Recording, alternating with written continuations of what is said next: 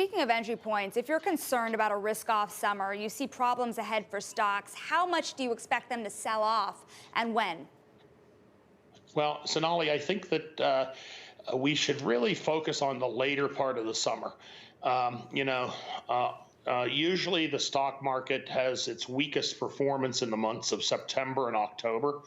There's the old rule, sell in May, go away, come again at Labor Day.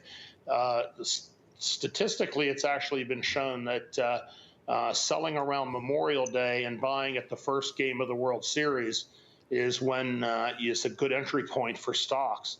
So I think September and October are likely to be very rough this year. Maybe a pullback of 15% or slightly more.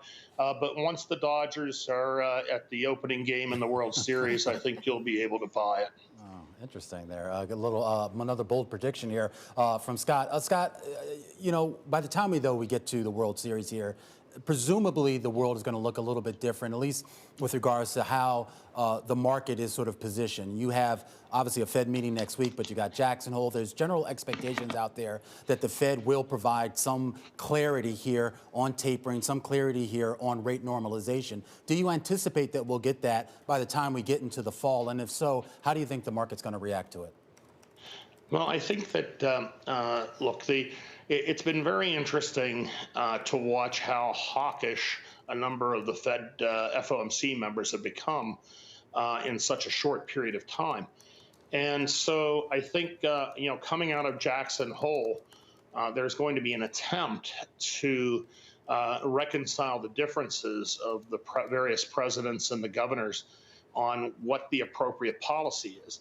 I think that by September, the Fed will probably feel some obligation to lay out how tapering will work, but may not be so anxious to actually announce a date when it would start. I think the earliest we would expect tapering to start would be March of next year. Again, anything that would be a sign of an acceleration would be interpreted as, say, bad for the stock market and probably good for bonds.